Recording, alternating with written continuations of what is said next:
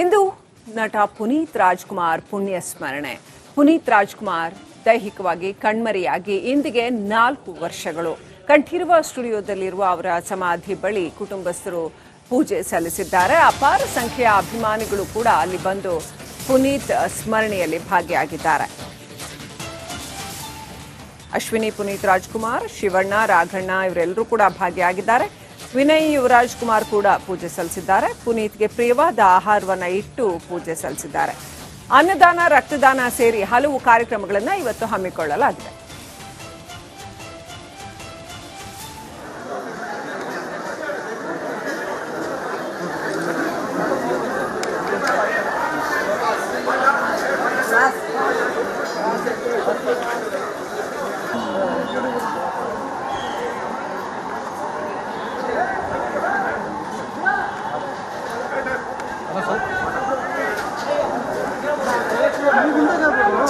Veeranna ಹಿಂದೆಯಿಂದ zoom ಮಾಡ್ತಾರೆ.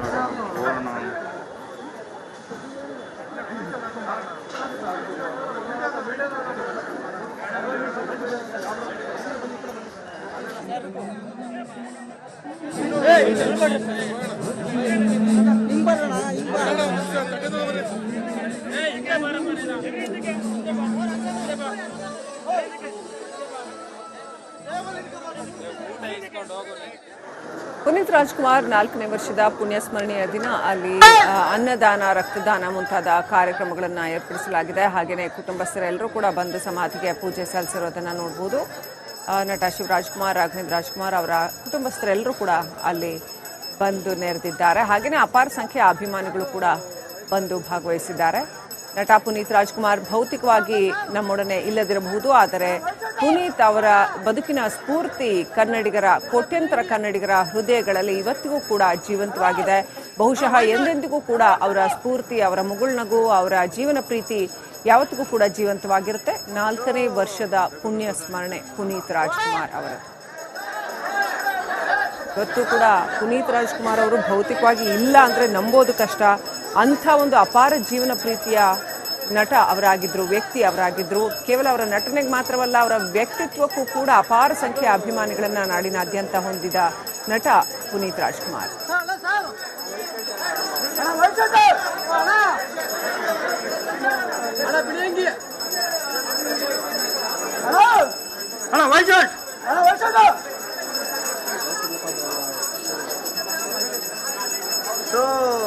ಬೇಕು ಅಂತ ನಿಂತಿದ್ದ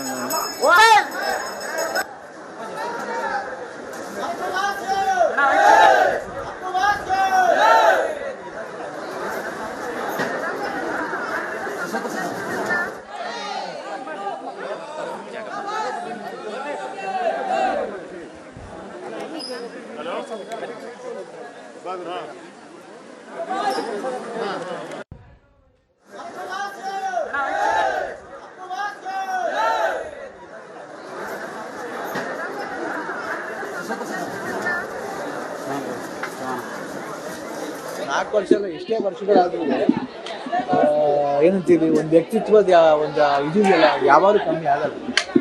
ಯಾಕಂದ್ರೆ ಆ ಥರ ಒಂದು ಹೆಸರು ಅಲ್ಲ, ಹೆಸರು ಅನ್ನೋದಕ್ಕಿಂತ ಆ ಥರ ಒಂದು ಮನುಷ್ಯ, ಒಂದು ಹ್ಯೂಮನ್ ಹಂಗಾಗಕ್ಕೆ ಒಂದು ಅಪ್ರೂಪ ಬೇಕಾದ್ರು. ಕೆಲವು ವ್ಯಕ್ತಿಗಳಿಗೆ ಅದು ಬರೋದು, ಏನು ಅಪ್ಪಾಜಿ, ಅಪ್ಪು, ಆ ಥರ ವ್ಯಕ್ತಿಗಳಿಗೆ ಆ ಥರ ಆಗೋದು.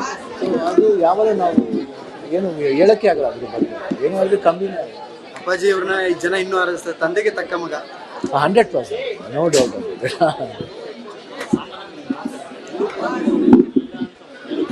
ನಾವು ಏನು ಗೊತ್ತಾ, ಇಲ್ಲ ಅಂತ ಅನ್ಕೊಂಡ್ಬಿಟ್ರೆ ಕಷ್ಟ. ಏನಂದ್ರೆ ಅವಾಗ ಏನಾಗ್ತೀವಿ, ಕಂಪ್ಲೀಟಾಗಿ ನಾವು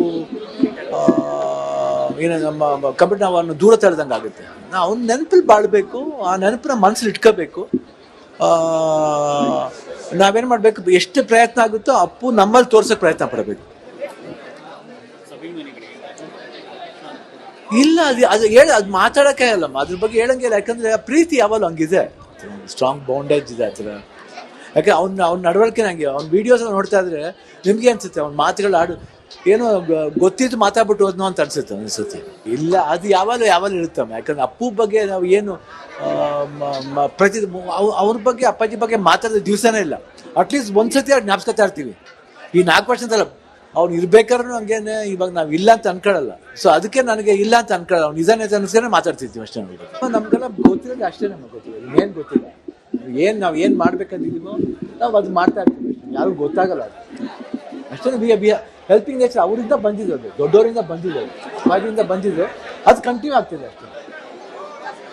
ಅದಕ್ಕೆ ಅಪ್ಪಾಜಿನ ಅಭಿಮಾನಿಗಳು ದೇವ್ರು ಅಂತಾರೆ. ಇವಾಗ ದೇವ್ರು ಅಂದ್ರೆ ಯಾರು? ಅವ್ರು ನಮ್ಮನ್ನ ದೇವ್ರ ಅಂತ ಕರೀತಾರೆ, ಅಪ್ಪನ ದೇವ್ರು ಕರೀತಾರೆ, ನಾವು ಅವ್ರನ್ನ ದೇವ್ರ ಅಂತ ಕರಿತೀವಿ. ಅದು ಅಪ್ಪಾಜಿ ಅವತ್ತೇ ಹೇಳ್ಬಿಟ್ರು, ಅಭಿಮಾನಿಗಳೇ ದೇವ್ರ ಅಂತ. ಅವ್ರು ಯಾವ ಬಾಯಿಂದ ಹೇಳಿದ್ರು ಗೊತ್ತಿಲ್ಲ, ಆ ಮಾತು ನಿಜವಾಗ್ಲೂ ಸತ್ಯನೇ. 4 ವರ್ಷ ನಿಜವಾಗ್ಲೂ 4 ವರ್ಷ ಆಯ್ತು ಅಂತ ಗೊತ್ತೇ ಆಗಿಲ್ಲಪ್ಪ. ಏನೋ ಮೊನ್ನೆ ಜೊತೆಗಿದ್ವಿ ಅಂತಾನೆ ಅನ್ಸುತ್ತೆ. ಬಟ್ ಏನಂದ್ರೆ ಇಲ್ಲಿ ಬರೋ ಜನನೆಲ್ಲ ನೋಡ್ತಿದ್ರೆ ನಾನು ಯಾವಾಗ್ಲೂ ಅದನ್ನೇ ಹೇಳೋದು, ನಮ್ಮ ಚಿಕ್ಕಪ್ಪ ಎಲ್ಲೂ ಹೋಗಿಲ್ಲ, ಇಲ್ಲೇ ಇದ್ದಾರೆ, ಅವ್ರು ಎಲ್ಲರೂ ಮನ್ಸುಗಳಲ್ಲಿದ್ದಾರೆ. ಅವ್ರು ತೋರಿಸೋ ಪ್ರೀತಿಯಿಂದ ನಾವು ಪ್ರತಿ ಕ್ಷಣ ನಮ್ಮ ಚಿಕ್ಕಪ್ಪನ ನೆನ್ಸ್ಕೊತಾ ಇರ್ತೀವಿ, ಜೊತೆಗೆ ಇದ್ದಾರೆ ಅಂತಾನೆ ಅನ್ಕೊಳ್ಳೋದು. ಆ ಥರ ಹೇಳ್ಬೇಕಂದ್ರೆ ಸಖತ್ ಕಷ್ಟ.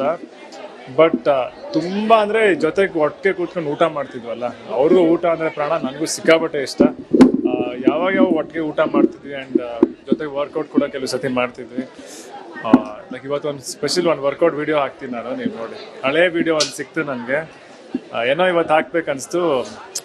ಏನಂದ್ರೆ ಅವ್ರು ನೀವು ಹೇಳಿದ್ರಲ್ಲ, ಒಂದು ಕ್ಷಣ ನೆನ್ಸ್ಕೊಂಡು ಹೇಳಿ ಅಂದ್ರೆ ಅದು ಹೇಳಕ್ ತುಂಬಾ ಕಷ್ಟ. ನಿಜವಾಗ್ಲೂ 4 ವರ್ಷ ಆಯ್ತು ಅಂತ ಗೊತ್ತೇ ಆಗಿಲ್ಲಪ್ಪ. ಏನೋ ಮೊನ್ನೆ ಜೊತೆಗಿದ್ವಿ ಅಂತಾನೆ ಅನ್ಸುತ್ತೆ. ಬಟ್ ಏನಂದ್ರೆ ಇಲ್ಲಿ ಬರೋ ಜನನೆಲ್ಲ ನೋಡ್ತಿದ್ರೆ ನಾನು ಯಾವಾಗ್ಲೂ ಇನ್ನು ಪುನೀತ್ ರಾಜ್ಕುಮಾರ್ಗೆ ಕಡ್ಲೆಪುರಿ ಹಾರವನ್ನ ತಂದಿದ್ದಾರೆ ಅಜ್ಜಿ. ಅಪ್ಪು ಸಮಾಧಿಗೆ ಹಾರವನ್ನ ಹಾಕಿದ್ದಾರೆ. ಸುಮಿತ್ರಾಬಾಯಿ ಪರಮಾತ್ಮನನ್ನ ನೆನೆದು ಕಣ್ಣೀರನ್ನ ಇಟ್ಟಿದ್ದಾರೆ. ಹಿರಿಯ ಜೀವ ನನ್ನ ಉಸಿರು ಇರೋವರೆಗೂ ಅಪ್ಪುಗೆ ಹಾರವನ್ನ ಹಾಕ್ತೀನಿ ಅಂತ. ಅಪ್ಪು ಬದುಕಿದ್ದಾಗ ನನ್ನ ಮನೆಗೆ ಕರೆದು ಸೀರೆ ಮತ್ತು ಊಟವನ್ನ ಕೊಟ್ಟಿದ್ರು. ಪುನೀತ್ ರಾಜ್ಕುಮಾರ್ ನೆನೆದು ಸುಮಿತ್ರಾಬಾಯಿ ಭಾವುಕರಾಗಿದ್ದಾರೆ.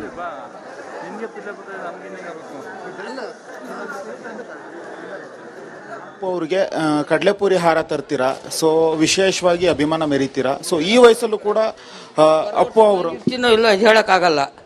ಅದಕ್ಕೆ ಮಾಡ್ಕೊಂಬಂದೆ. ಒಳಗಡೆ ಬೈತಾರೆ ಅಂತಂದ್ರೆ ಹಾರ ಅಂದರು. ಬೈಕೊಳ್ಳಿ, ನಾನು ಹೋಗಿ ಹಾಕೇ ಬರ್ತೀನಿ ಅಂತ ಬಂದಿದ್ದೀನಪ್ಪ. ಎಷ್ಟು ದಿವಸ ತಗೋತೀರಾ ಈ ಹಾರವನ್ನ ರೆಡಿ ಮಾಡಿ? ಹೇಳಕ್ಕಾಗಲ್ಲ, ತಗೋ ಈ ನಂಬರ್ಗೆ ಕಳಿಸ್ರಿ.